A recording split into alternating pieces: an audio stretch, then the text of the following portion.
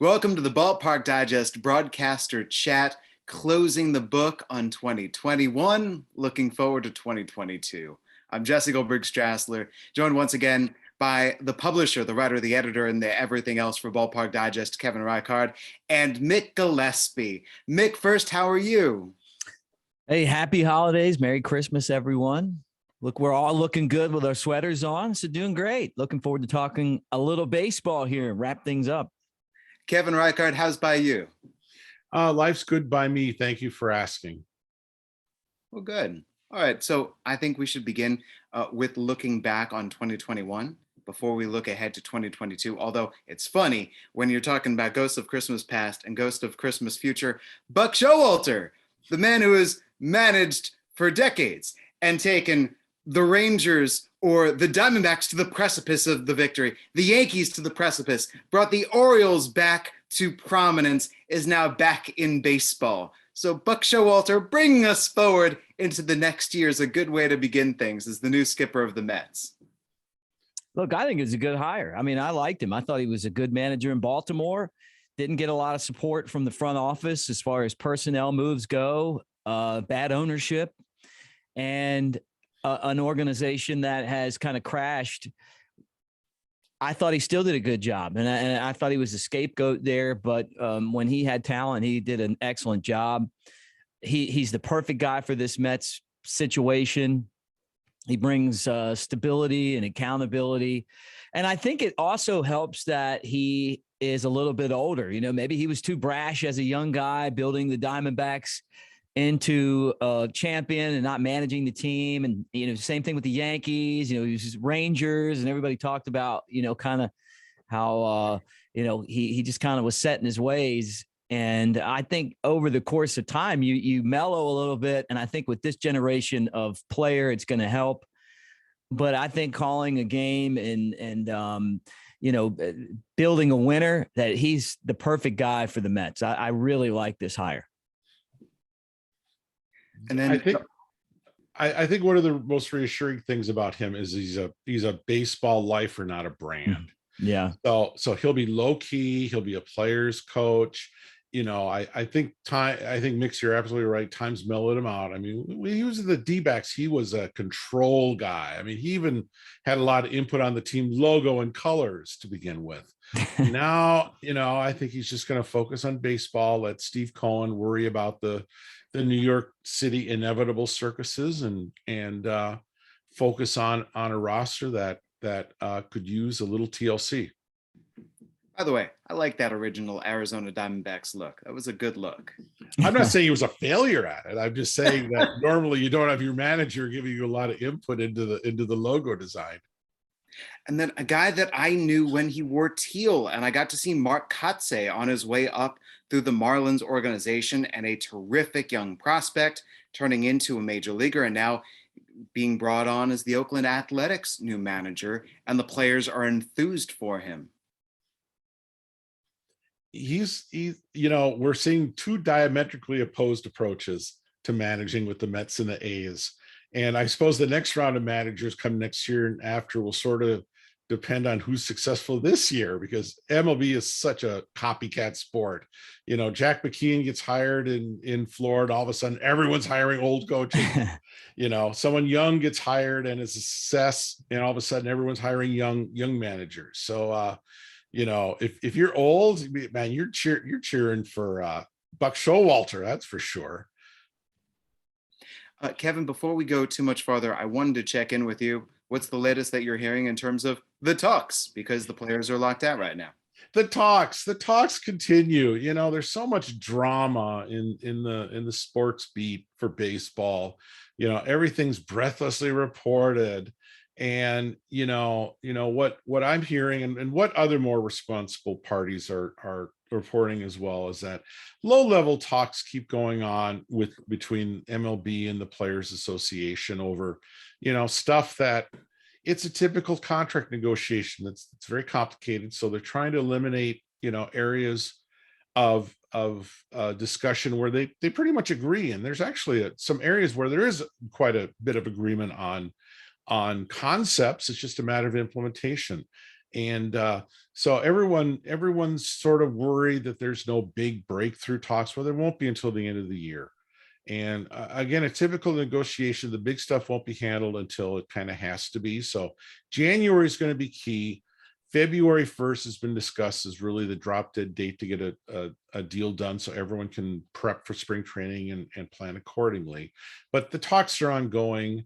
And I just think in this day of Omicron and COVID and streaming services and revenue streams being a little iffy, that it's in everyone's best interest to get a deal done.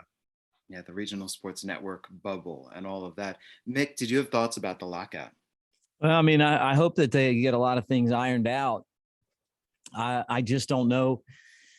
I don't know how it's going to happen. I mean, I feel like the reason why you bring in a Manfred is for this, to be tough and try to get a deal that the owners like.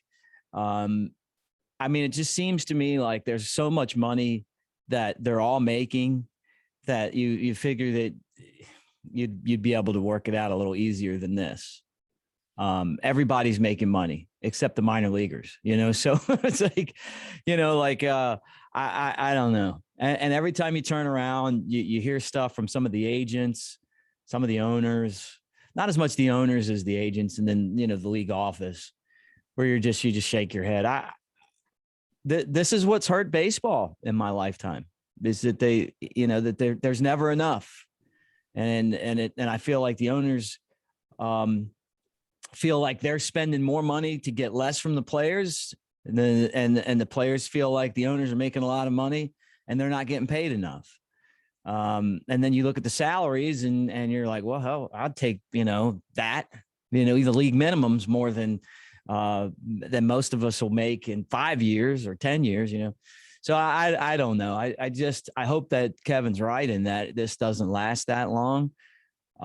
But every time I turn around, I feel like baseball is the Barney Fife of sports. They just keep on shooting themselves in the foot with rule changes and, things that the players are saying or doing, or the owners are doing, or I don't know, like it's not the same game that it was, but I don't think that it means it's a bad game. I mean, I still love baseball. I don't think a strike or a lockout or any of that stuff would be good right now. If it extends into the season. So hopefully they get it all worked out and we have some baseball. Kevin, let me ask you about a different separate legal issue, and that being the four minor league teams that had been affiliated that no longer were affiliated with the reorganization, taking Major League Baseball to court.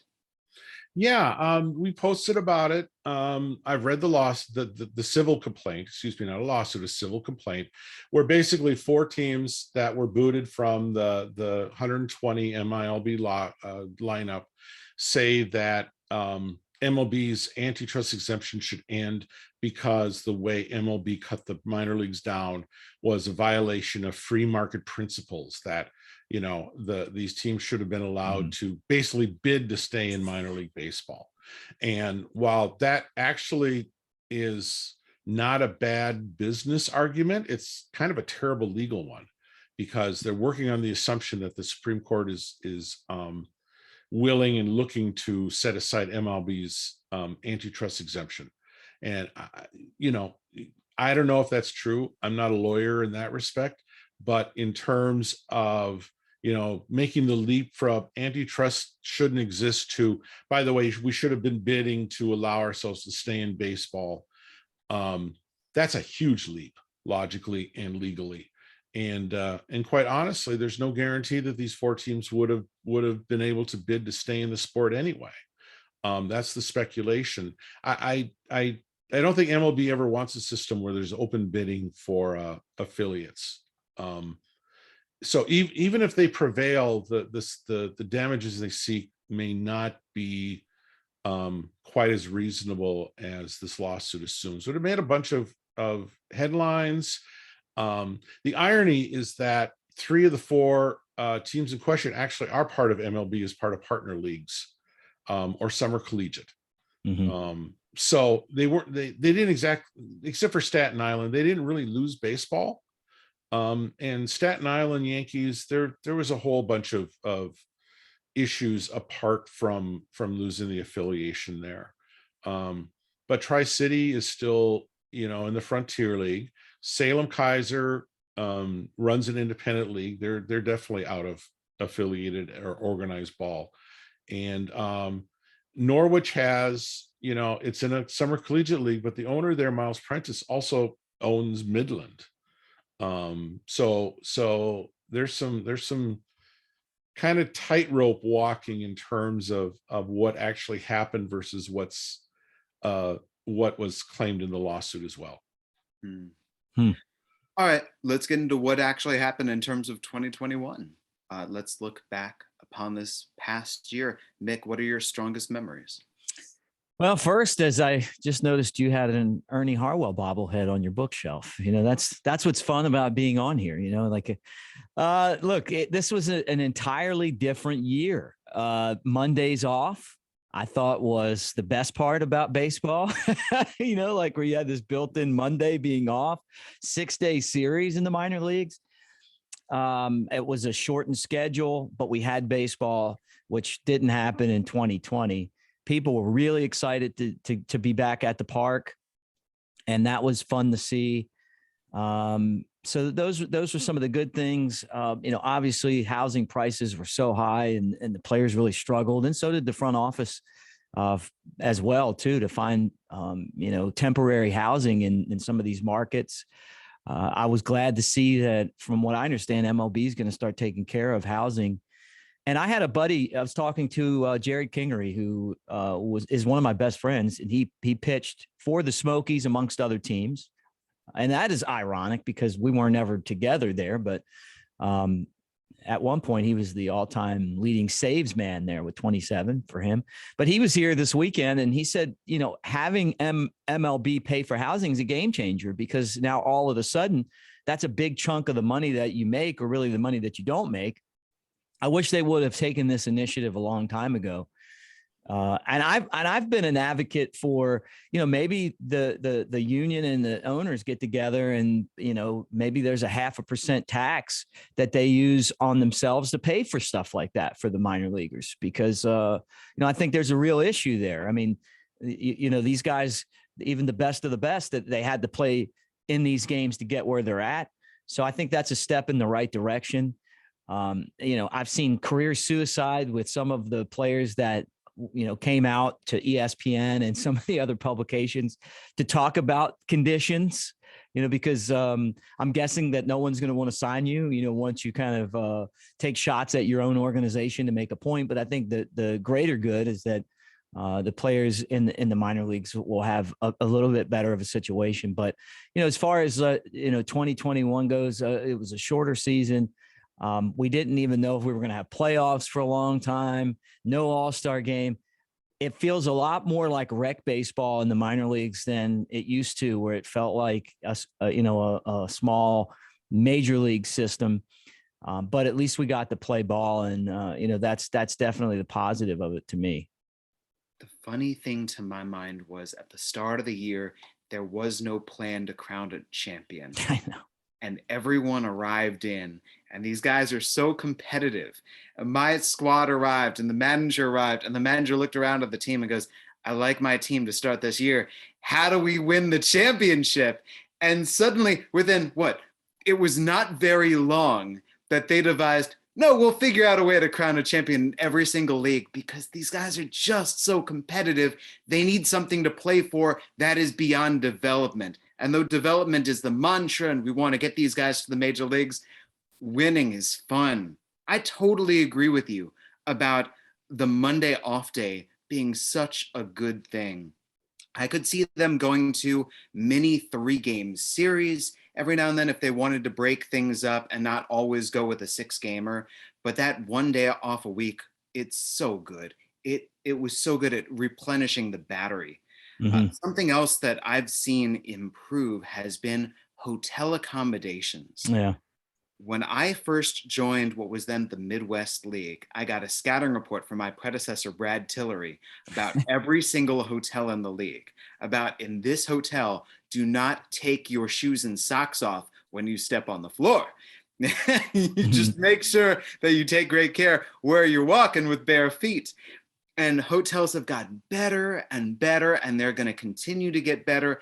That accommodation on the road, and then trying to figure out where you're going to eat, how you're going to eat, that's continued to get better. So now in housing at home, so if a player suddenly has to get sent down, and a player suddenly arrives from Florida or Arizona or from AAA or from Low A, wherever it might be, they immediately know where they can stay, as opposed to, hey, we'll put you up in a hotel for 2 days as you try to figure out your lodging accommodations, and who knows how long you're going to be.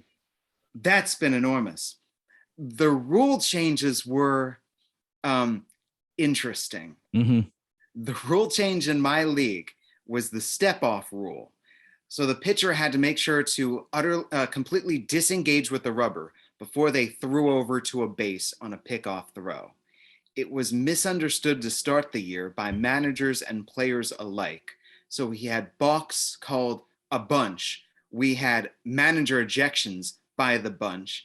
There was an umpire that I happened to be on the treadmills side by side with him, where he would explain to me, he was making diagrams for teams as he went along just to try to explain it. And by the midway point of the year, they tossed that rule out. But while that rule was in effect, we saw so much more base stealing. So I can see how there's the potential of danger for minor league baseball being the petri dish with whatever rule changes happen to come along. But there's that part of me which enjoys, hey, if we try this rule change, what happens? And then we see where that rule might filter off to, or whether that rule just stops like you've reached a dead end street. This was a very memorable season in all sorts of ways, besides the different COVID protocols that we had to adhere to. Yeah, and I want to kind of just follow up on a couple of things. We had the rule where you weren't allowed to have the shift, and it was in the first half of the season. It was you had to stay on the infield dirt, but you could put 3 guys on one side or whatever. Second half of the season, you had to stay, conventional, I think you could go in the grass, but you had to keep 2 guys on each side of the base. I loved it. It felt like old baseball again. It still didn't create more contact, but it just, to me, it was a lot better. I realized that I don't need the shift to have a good game. And I honestly, it made me in favor of banning the shift, even though I know, like, as a baseball player, as Will Clark said, if you move back in the box and change the angle of your body, you can beat the shift as a big league hitter a lot. I don't know why guys don't do that. He didn't know why. But at the same time, I liked it. I thought that was good. Now, I'm not a big fan of the minor leagues being a petri dish for baseball. I'm not a big fan of them being treated as more developmental leagues if that doesn't include trying to win, which is an entirely different topic. But the thing that I really have to talk about is hotels. You're so right about hotel accommodations. I can go back to working with Ryan Sandberg. There was a team in the league called the Mudcats. They were in Zebulon there. I think they're in Low A now, but they were in our league. And our players hated going there. And it was because they had the absolute dirtiest, worst hotel in the league. There were prostitutes there, bed bugs. It was dirty. It was in a bad part of town. And and the front office was oblivious to just how bad it was. And the story goes is we complained and the guys hated making that trip. And it wasn't even that far, but it was always a grumble that they wanted Ryan Sandberg to sign a bunch of baseballs for him, and he says that he told them that he wasn't going to sign them because of the hotel. And they changed the hotel, and you know what? As long as they were in that league, we never had another problem with the guys wanting to go play there. And they upgraded, and it was way better. But the funniest thing was we were there at this crappy hotel, and we had to play them a lot, and this year the schedule kind of reminded me of the schedules from back then, because you played the same team over and over and over and over again, so we were there all the time, and we were at the hotel, and everyone's getting torn up by bed bugs. And so we're in the playoff race, And I see Rhino in the elevator, and I see him on the field before the game, and I say, hey, the guys. And at that point, part of my job was like traveling secretary, broadcaster. We do a bunch of stuff. I said, the guys are getting torn up by bed bugs, and what do you want me to do about it? Because I was thinking about doing this, and he looks at me and he says, Mick, I'm not worried about bed bugs right now. We're worried about winning games and, all this stuff. So I'm like, okay, I walk off, and I think that we're never going to talk about it again. Well, him and I were in the elevator together a couple days later, and he looks at me and he goes, yeah, you were right about the bed bugs. He got some in his room, and he said that he left the lights on all night and went to the gas station next to the hotel and bought bug spray and sprayed the perimeter around his bed. And we laughed about it. I think he might have given me an apology, but it was funny, and then, I think that was the last time that we stayed there. But I mean, you had to make sure that your doors were locked because people would try to get in your room. And I mean, look, we've all been past those shady hotels. I mean, sometimes we've even had to stay there on occasion, but they used to stick us in there.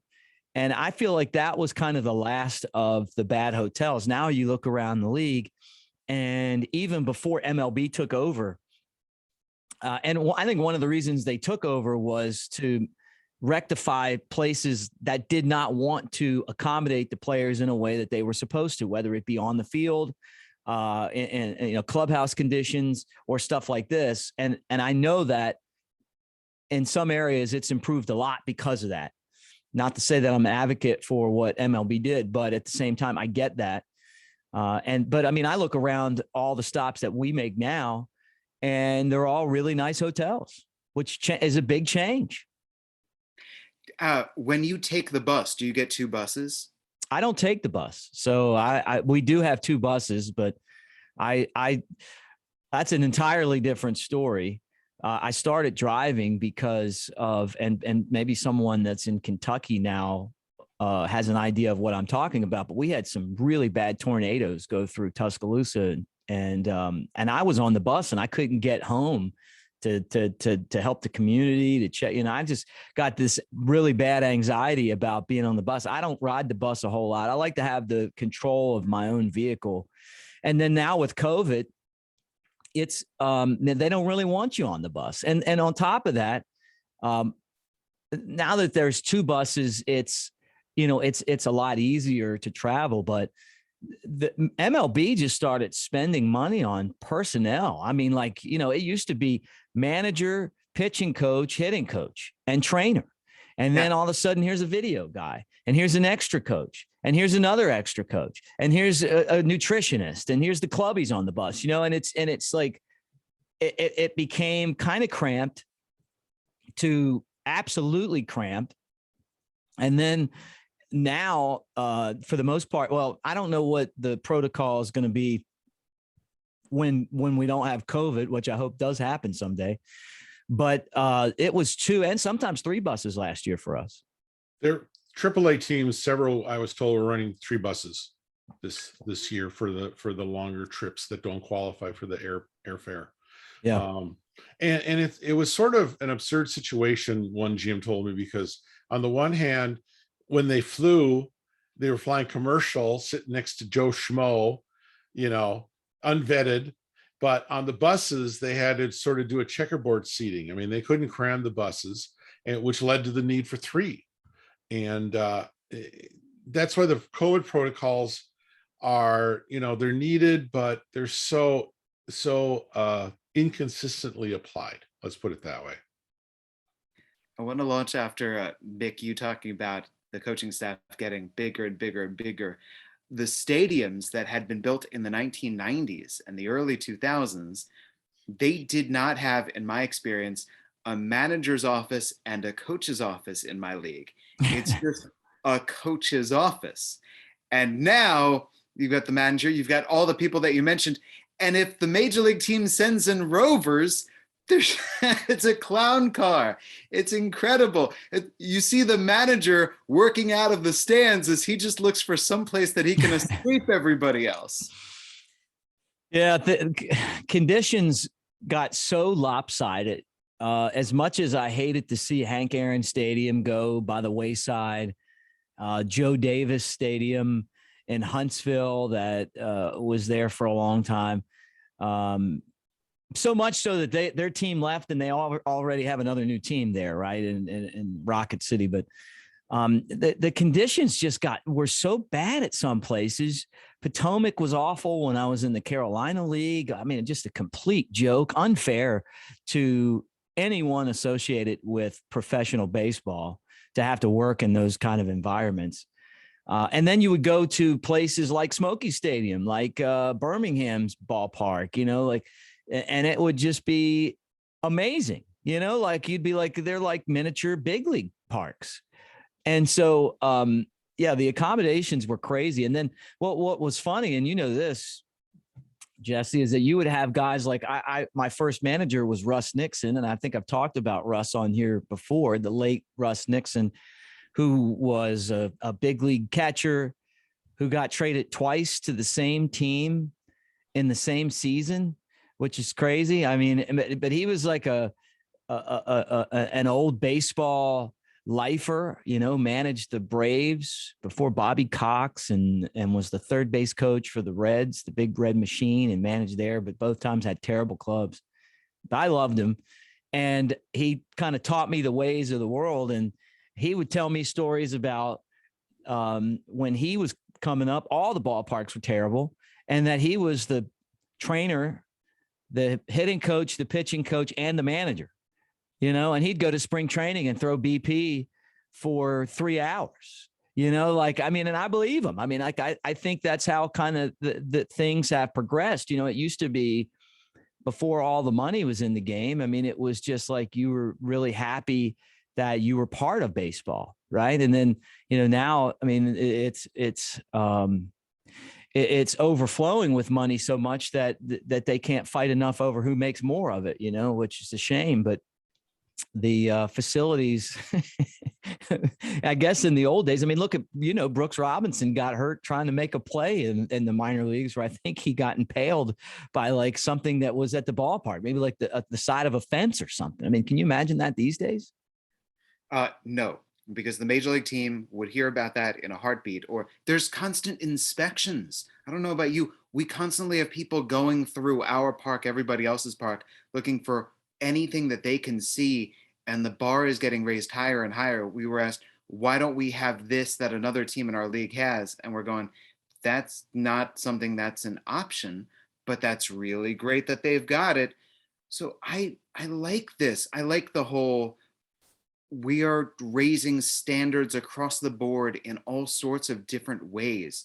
It used to be similar to the college football atmosphere, and college baseball and college, all sorts of different things. Whatever you could do to make the other team uncomfortable was a good thing. Right. And now it's, hey, visiting accommodations have to be up to a certain standard. We need to make sure that there's this for everybody and that this is available. And I do not see how that's a bad thing, with the sole exception of, all right, here's how much it's going to cost. Figure it out, minor league baseball team. It's it just, you get into all of this stuff, you start thinking about like how baseball has progressed so much over the years, with the success that they've had monetarily. But at the end of the day, the best part is just going and sitting in the stands and watching the game. Like I remember going to Memorial Stadium and watching Oriole games as a kid. I've never found that same feeling in how nice the ballparks are now, and walking in there and kind of heading up through the turnstiles and looking through and seeing Cal Ripken at shortstop and Eddie Murray at first base and, Robin Yount and Don Sutton on the other team, playing for the Brew Crew or, whoever was in town, Nolan Ryan with the Angels back then. And I hope we never get away from just the love that you would have and the excitement that you would have. And the parks and all of the accommodations are important, but there was a magic that this sport has had. And I saw it in 2016 with the Cubs. I hope that we kind of just remember that that's what we're here for. Well, baseball for decades, for over a century back, was the roughnecks game, was the ruffian, the uncouth member of society. That's where you would go and you would scream your head off and you would scream the worst things you possibly could, whether you were a player in the dugout as a bench jockey, whether you were a fan. Like, if you were a proper person, the proper sports, like football was the university sport. Baseball wasn't the university sport. Baseball was played by folks out there on the streets or out there on the fields. And the New York Yankees had the reputation of the Yankees fans are all posh and proper because they are the middle class to upper class, not the Brooklyn Dodgers fans, etc. So I think you can look at, for example, when Memorial Stadium turned into Oriole Park at Camden Yards, and the price of tickets or the price of parking or the price of food and the whole rising cost of what it is to attend a game. You can't do baseball day in, day out like you used to be able to do for those scant prices. Yeah. Yeah. I don't know if I would have fell in love with baseball had Giant Food not had the $1 Sunday tickets. I know you know what I'm talking about, and that's the only way we could go. I remember, trying to tell my dad, you'd open up the schedule and it'd have like the seating chart, and of course, I don't think you always know you're poor when you're poor. I think it's kind of one of those things that you get older and you look back and you realize like, oh my goodness, the reason we parked 2 miles out behind 7-Eleven is because we couldn't afford to pay to park. I just thought that's the way we did it. Yeah. We'd just find like, just a place somewhere and pull off. And I mean, it was a long haul to get, to 33rd. Right. But, they had those Giant Food Sunday tickets. And I remember looking and I wanted to sit right behind the dugout. And my dad would take me and we would get in for $1. And there would come that point where we would be sitting in the bleachers and everyone would leave and we'd start making our way up, and you try to find a place where the ushers weren't going to kick you out. I think one of the big differences is at Memorial Stadium, it was okay to do that, and then when we went to Camden Yards, businesses had bought these seats and it just changed, like they didn't want you like coming in and, bringing yourself from the bleacher seat that you bought to sit behind home plate in the 8th or 9th inning. I don't know. I'm a big Grateful Dead fan. I was listening to a concert. I didn't going, how did I get this in here? But the other day I heard Jerry Garcia was, I don't know, it was probably in the 70s or something. And I hear him, he's like, hey, we didn't sell all of our tickets. Guys up in the balcony, come on down, And I was like, hey, I used to do that to hit Memorial Stadium, so totally get that. I understand too, someone paying premium prices, now that we're in the business of selling tickets, in baseball, but I like that happy medium where, we can all kind of just appreciate maybe giving someone an experience that they wouldn't have had because they couldn't afford it, being a good person. Well, that's the other thing is there was no minor league baseball in 2020. So being able to see fans again this past year as ballparks started to open up, that meant so much. Yeah, it was great. A negative from this past year that we had to get through this year, and everyone knew that this was going to happen. Without a minor league baseball season in 2020, there were going to be injuries because your body can't replicate what the rigors of a baseball summer look like and the kind of workload that puts on the body. So all these guys trying to work, make sure that their bodies are ready. You just can't do it. And especially if a guy wants to prove to his team and wants to prove to himself that he's going to work hard, his body doesn't let him know that he's putting it under too much stress until it's too late. So I look back upon the 2021 season, unfortunately, and it was marked by a ton of injuries across the board for me. Yeah. Yeah. I mean, look, we can sit here and talk about that all day. I mean, guys were I mean, look, there were a lot of injuries anyway. There's always been injuries, but this year it felt like, it was the team that could survive the injuries that was going to go on and win. And, and that's kind of, I think that's kind of how, or what team had enough depth to slide and do that. And it was Atlanta, and they had their share of injuries, but they still found a way to win. I mean, look at what they did at the trade deadline, which is so important. Which brings me up to something else, Jesse. I hope you're going to bring this up. I didn't mean to do this, but tanking. We got to talk tanking, right? Because, some of the agents came out and said, hey, the Braves don't win the World Series if it isn't for teams, giving away their talent. But it was who was going to be able to deal with injuries. And then once you had the injuries, how do you go and fix it? And the Braves did the best job of, replacing, because I think their best player was gone for a big stretch of the season and the postseason. One of the great superstars in baseball today. Yeah. Acuna Jr. Absolutely. Yeah. Kevin, what are your thoughts on the increasing nature of tanking in Major League Baseball? I hate tanking. I think the union is absolutely right that teams should be penalized for doing it.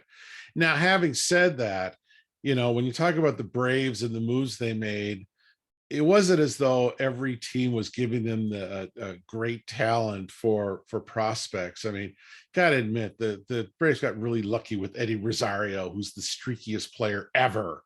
And with Eddie Rosario, he could have easily gone, batting 0.38 instead of 380 whatever or something. So, and they didn't give up anything for him. They said, well, we'll take the contract. We'll give a shot. So, on the one hand, the Braves did make a lot of moves, got lucky. That's what you do when you make a bunch of moves. The odds are in your favor. Aggressive actions will pay off. But on the other hand, I totally agree with getting away from tanking and having penalties for it. I watched the Twins tank. I saw them make actually a decent trade for Nelson Cruz, not a great one, but a decent one. But, the whole end of the season, no one was talking about baseball in Minnesota. They were talking, well, how long will Brian Buxton be here? And as it turns out, he signed a long contract, but it was kind of iffy at one point. So the union is absolutely right. There's got to be measures taken against tanking at kind of all costs right now. It's bad for the sport. Yeah, look, I couldn't agree with you guys more. I hate the tanking, and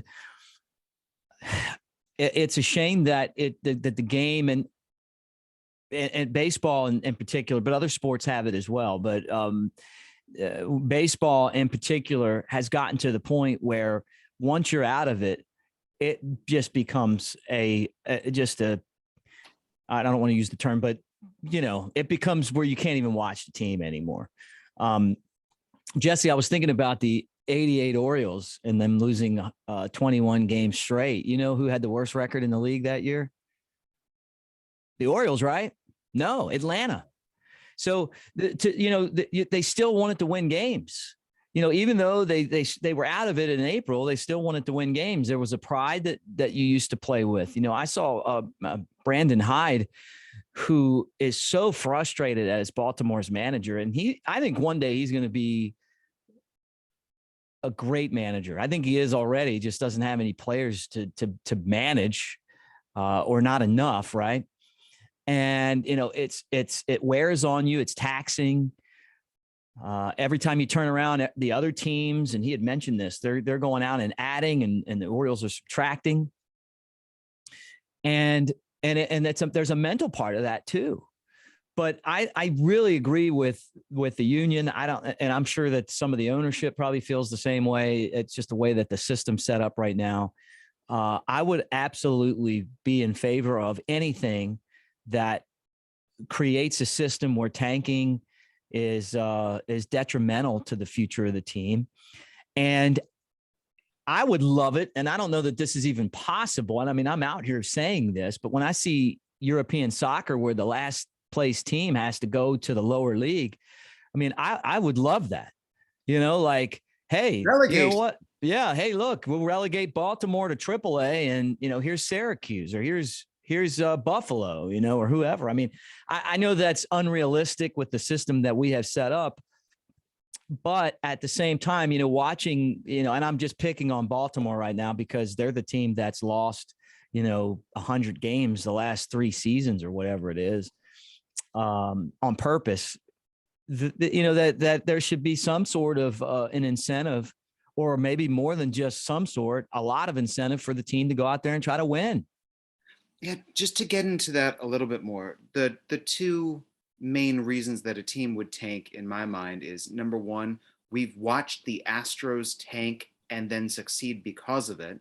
So now you can say to various teams, hey, trust the process, a la the 76ers. This has worked, therefore this will work for us. And then number two, Kevin, it's that you don't need the ticket sales as much as you used to, right? You Yeah. don't need to sell those tickets. You don't need to have fans packing your stadium for your team to make money like you used to back in the day.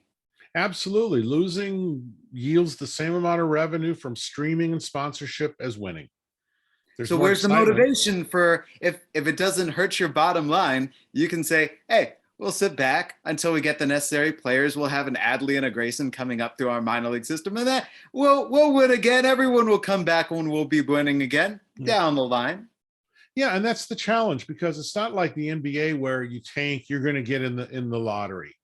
MLB drafts are notoriously uneven in terms of the prospects that they yield.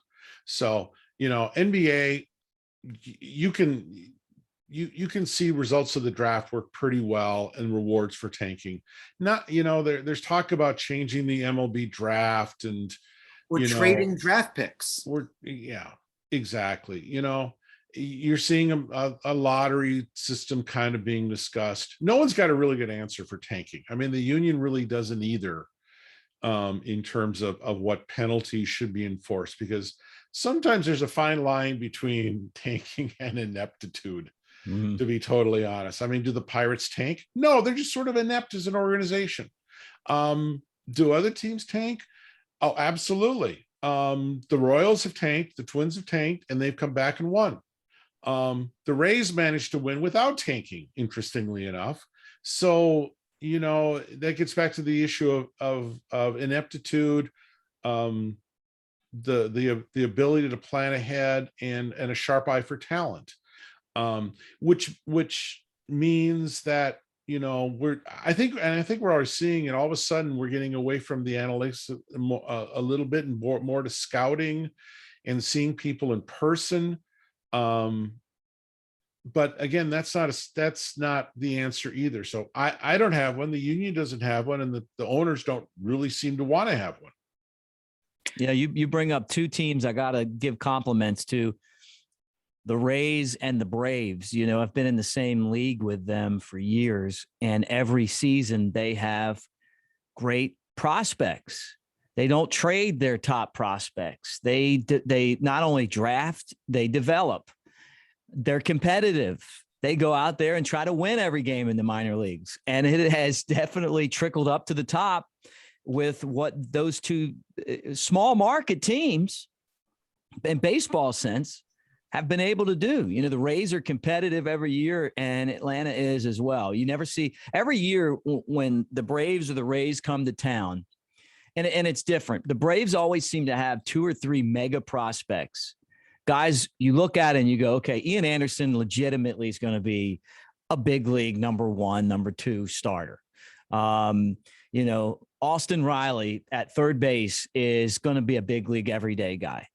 Dansby Swanson, who I know they traded for, but was, you know, someone that still came up through their minor league system, can play defensively as good a shortstop as you're going to find. Can he hit? Probably. We'll find out. Well, the truth is he can hit, right?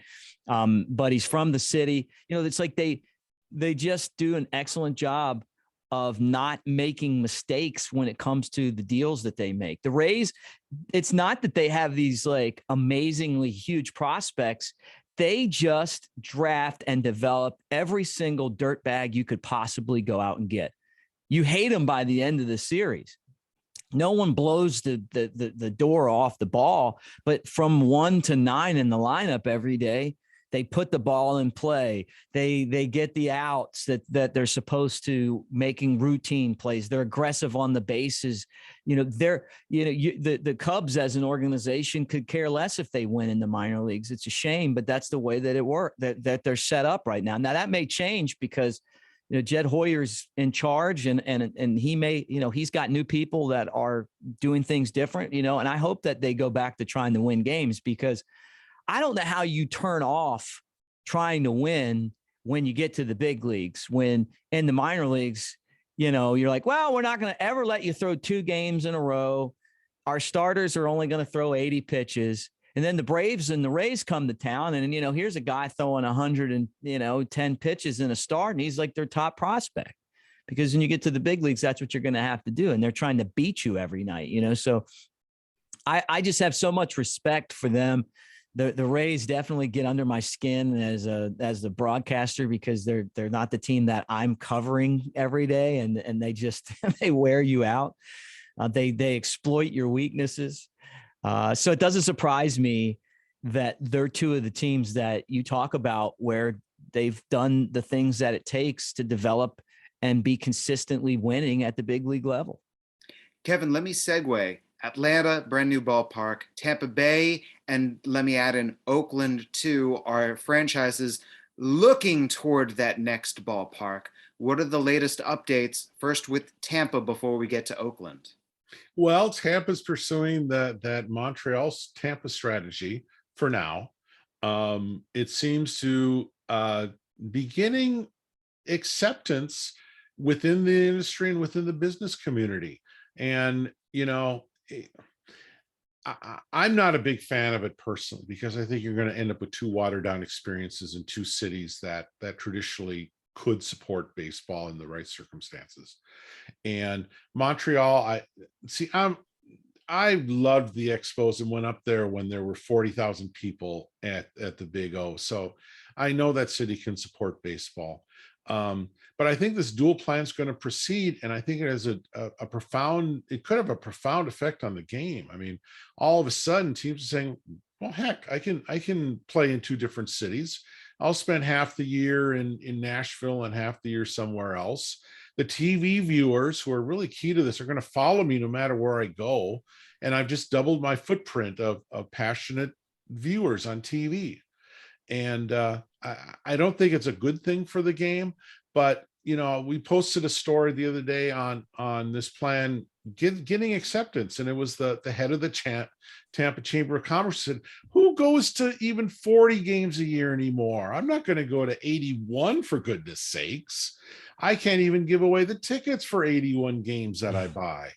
So, scarcity creates demand, fewer games, more demand. Shift to Montreal, you watch there. I think it's going to happen. I don't know whether it lasts for more than a couple of years before MLB expands and Montreal makes a case to have a full-time team. Heck, contract MLB and put the 2 Washington Senators teams together. And when it's cold, everybody plays with the Texas Rangers. But when it gets warm, everybody goes up to Minnesota because it's too hot down in Texas. Exactly. Kevin, how about Oakland? What's going on between Oakland and Las Vegas? Oh boy, this is going to be a business study someday on how the A's have totally manipulated 2 really large cities into getting their way. I mean, when this process started, no one really wanted the A's. Oakland said, yeah, we'll talk. And, Las Vegas wasn't all that interested based on the talks with politicians I had. And all of a sudden the 2 cities are bidding to get the team. And the team looks to, be in the verge of making a good deal in either city. So, I mean, part of it's strategic press leaks and, the Las Vegas, Mick, what's his name, gets a lot of inside information slipped to him directly by our old buddy, Dave. And, in Oakland, they're doing their own thing and other Oakland interests are slipping them information. So I thought at one time it was a lock the team ends up in Las Vegas. I'm not. It all depends on the day of the week and the recent development. Right now, Oakland's doing everything right to keep the team. And Vegas, is more speculative than people assume right now. And so it wouldn't, either outcome wouldn't surprise me from a business viewpoint that they end up there. I think Vegas is a little hamstrung because, NFL rules that city, obviously, then hockey. A's are going to have a tough time with 81 dates a year competing in Vegas, and MLS is a lockup there. I mean, they're going to announce this in the next 10 months that Vegas is the 30th team in the MLS, and they've got a solid ownership group there and a stadium location already bought. So can the A's afford to be the fourth option in Vegas as opposed to number one in Oakland? Everyone else is gone. So it'll this year, and we can transition to the coming year. I mean, this year I think we'll see both stadium issues resolved for both teams. Yeah, let's go forth. Coming year 2022. Look into your crystal ball. What do you see? Oh, and I think by far the biggest story in baseball, besides the end of the lockout and how the season progresses, will be how both those cities address their ballpark issues. And then coming up after that, timeline for expansion. I'm in for expansion. Give me expansion. I want to see baseball in Nashville. And I think it's the perfect time to do it. And I know that they're not going to make any moves until they figure out what's going on in Oakland, which I don't know. I just feel like that team's going to end up in Vegas for some reason, Kevin. I don't know. Maybe I'm wrong, but if they built a new stadium in Oakland, I think would be a great situation because people love baseball there, but they just can't seem to.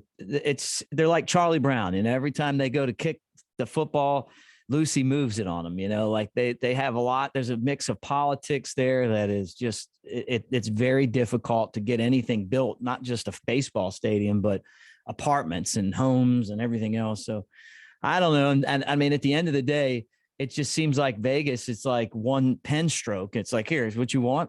I stayed at a hotel when I was in Vegas doing some broadcasting for the Cubs when they played in 2020 before things shut down,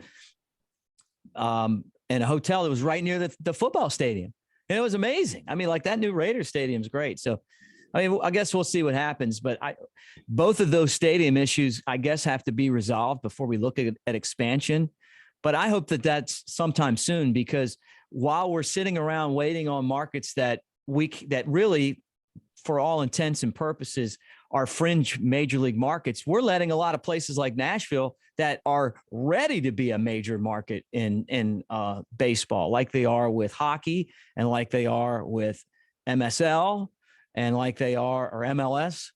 You can tell I'm a big soccer fan, and NFL. I know Nashville, and I'm telling you, Nashville would be a great place to have a major league city. So I mean, a major league team. So I think that, and I think there's some other places like that too, Charlotte, and I could see Oklahoma City or somewhere in the Midwest maybe that would love to have a team.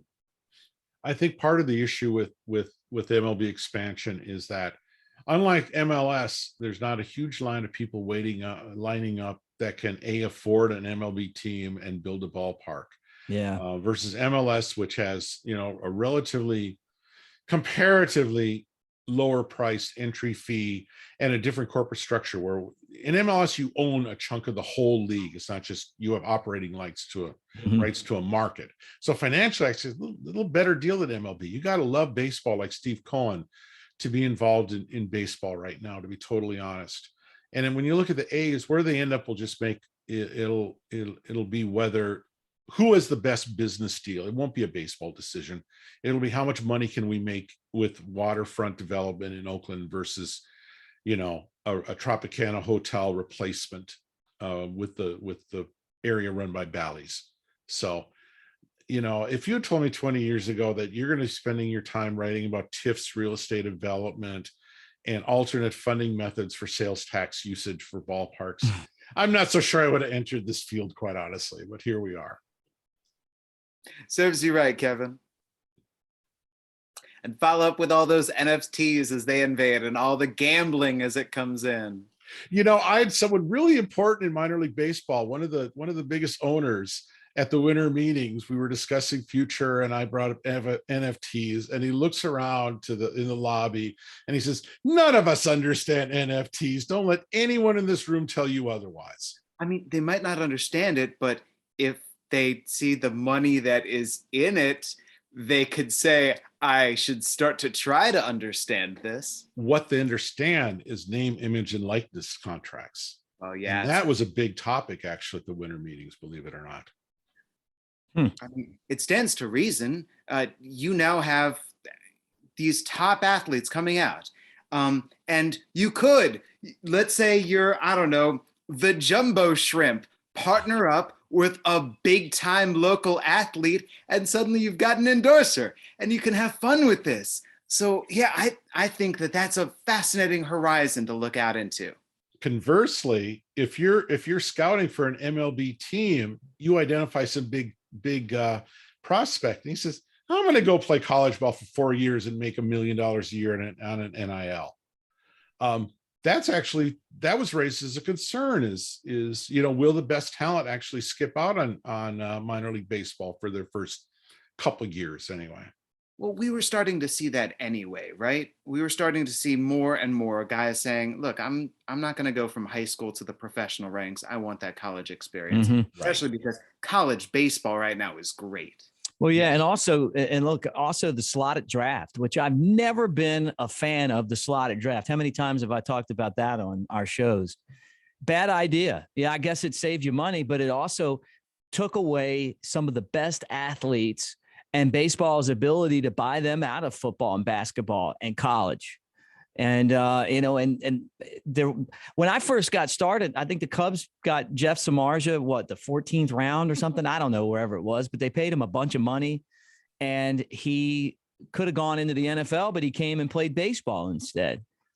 But he wasn't a first round pick. And I don't know that anyone would have drafted him in the first round. And now, I mean, think about it. He would have, I think he would have went to the NFL just because the money would have been so much different. I mean, maybe they would have drafted him earlier, but I don't think so. And he turned out to have an excellent career, turned out to be a really good player for a long time. Kevin, I think that's something to keep our eye on in terms of all that they have looked at to say, is this the way that it should be? Can we try something else? With minor league baseball, with play on the field, with the way that leagues and teams and everything is organized, they absolutely are going to go back and look at the draft. Shorten to 5 rounds, shorten to 20 rounds. Where can we move it around? Where would it fit in over the course of the year? What more can we do to try to make this draft more optimal for us? But yes, NIL and how that figures in, that's going to be fascinating.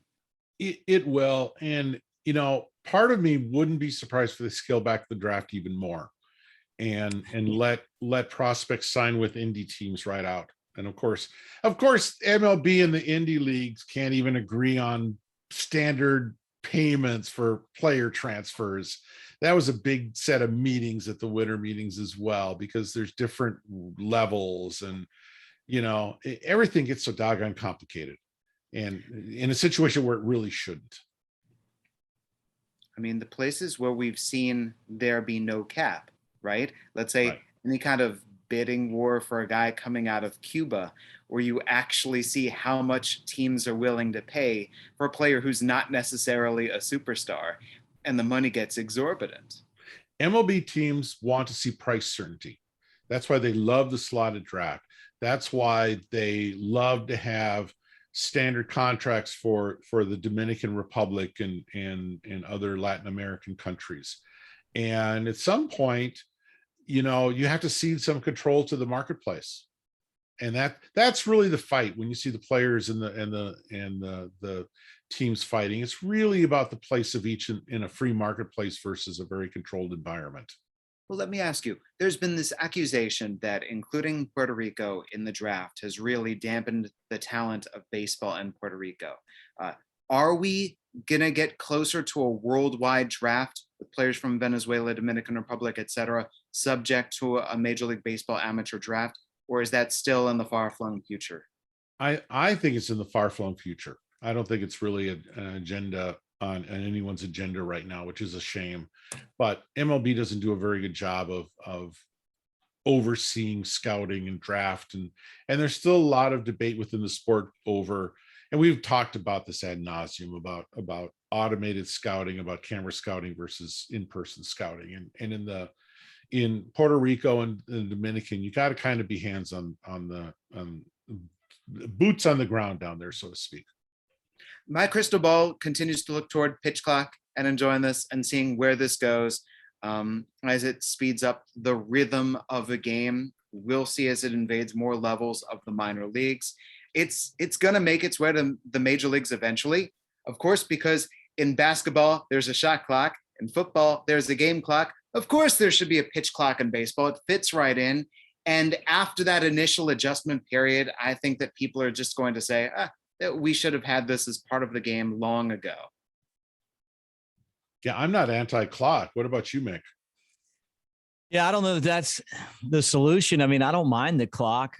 Look, I've broadcasted thousands of games. So if I can, some of the best games took 2 hours. All right, let's just throw that out there. But some of the best games also took 4 hours. So that's what, makes baseball different than a lot of other sports. The clock is the outs. I think baseball's got to figure out a way for guys that are hitting to make more contact, and that'll speed the game up. It's like running in football. Army and Navy play, and the unders hit 16 straight years, because guess what? They're going to run the ball. Clock's never going to stop, right? In baseball, it's putting the ball in play. Because the chances are if you put it in play, you're out. So, maybe that's backing the mound up. Maybe that's it. I think they're going to do something with the mound, and that'll be what eventually speeds up the game. And then maybe the having the pitch clock is important too. And you notice when the guys who came up with the pitch clock in the minor leagues are in the big leagues, their clock is to get up there and hit.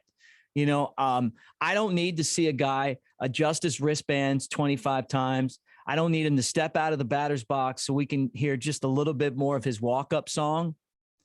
But sometimes it's entertaining, at the same time. So, I'm not going to give you a definitive answer on the clock. I will tell you that if we had more contact and we called more strikes, because walks are boring, I think that guys would want to swing the bat more, put the ball in play, and you have a much better game.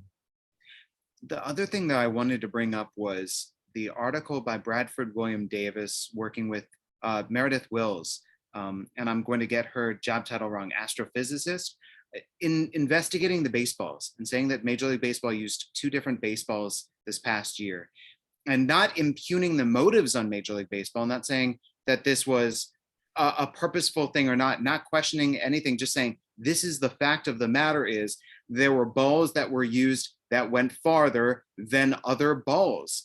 And to my mind, this has to be something that Major League Baseball needs to figure out and standardize, is at the very least, whether you have a juiced baseball or an unjuiced baseball, you can't have 2 different kinds of baseball circulating around that. Mick, you hit one today and you hit one in the 7th inning. So 2 in the same game, 2 in the same series, whatever it might be. And look, you hit the wrong one, you're out today. Yeah. Hey, look, I played in a league where the lady who was in charge of the league ordered the wrong baseballs. And we've had to play half of the season with these balls that were made. And I guess they were made for younger children. We were in a summer league of college kids. And I hit a ball one time in a game that should have gone 450 feet. And I've hit them that far before, and I know what it feels like. And I'm telling you, I absolutely killed this ball. And it ended up at the fence. And I'm like, I'm standing at second, there's no way. And then I knew that something was different because I just have hit enough baseballs to know. And then that's when, after that game, I'm like looking at the ball, and we figured out what happened. And she just ordered the wrong balls. It does make a big difference, one way or the other. And that's why when the baseballs were flying out of the park a couple of years ago and ruining all of these historic baseball milestones, I wasn't happy about it. Like Hank Aaron's a home run king because he hit more home runs than anyone else playing the game the right way in my mind. And all these guys that came in and did the steroids, it's the same thing with the baseballs. If you want to change the dimension of the baseball, you want to change the way that they fly, that changes the entire game. I mean, what makes baseball to me different than football and the other sports is, Tom Brady can break a record and no one really cares that much. It's like, oh, okay, well, I didn't realize that he had more touchdowns than this guy, or he had more yards. Peyton Manning has more touchdowns throwing to the same guy as another. I mean, it's like, who won the most Super Bowls? That's what matters, right? But in baseball, we care about all of those little tiny records.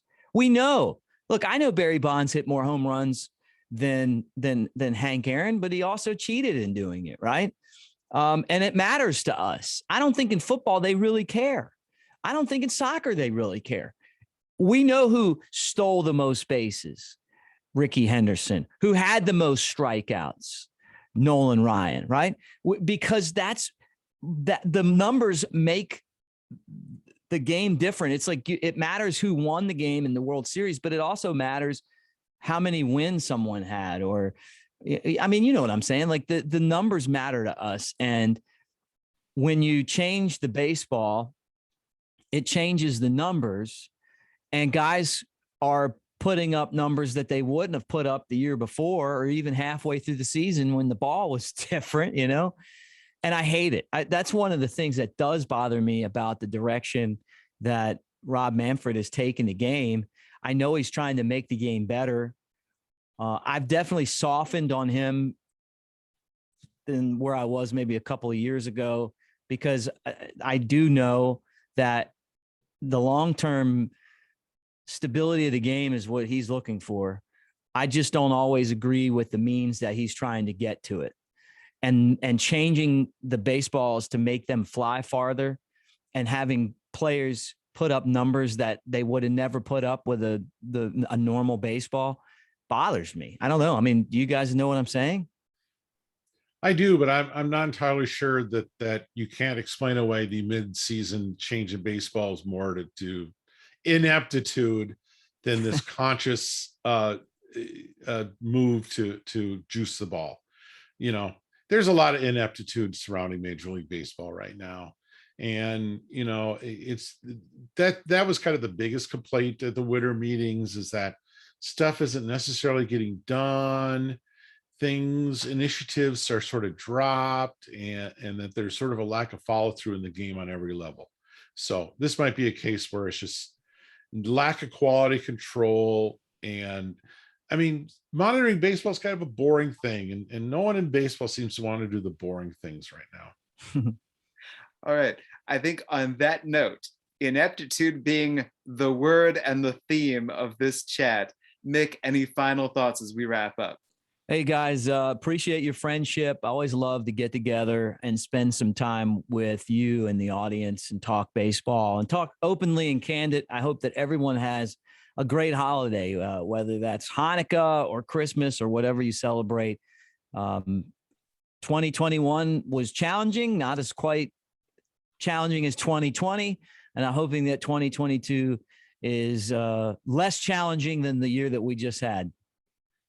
Kevin. I'm going to turn it back on you. So do you have a word or a phrase of the year, Jesse, Mr. Baseball Thesaurus? I mean, I'd prepared something. I wanted to talk about knuckle scraping and submarine pitching. Speaking of ineptitude, but anyway. Yeah. Right, to be a knuckle scraper. I love that submarine pitcher and the arm angle that you can work at as you come through in that low arm motion and your knuckle scrapes against the mound as you deliver the pitch in. That's what I had prepared, but I really enjoyed ineptitude being our sudden theme. Well, it works for me. And let's hoping to a more a better run industry in 2022, because the players deserve it, the fans deserve it, everyone deserves it. Yeah, New Year's resolutions. Let's have some baseball. Let's end that lockout. Let's keep on avoiding ineptitude. For Mick Gillispie, and Kevin Reichard. I'm Jesse Goldberg-Strassler. This has been your Ballpark Digest Broadcaster Chat. Have a Merry Christmas if you celebrate, and have a Happy New Year.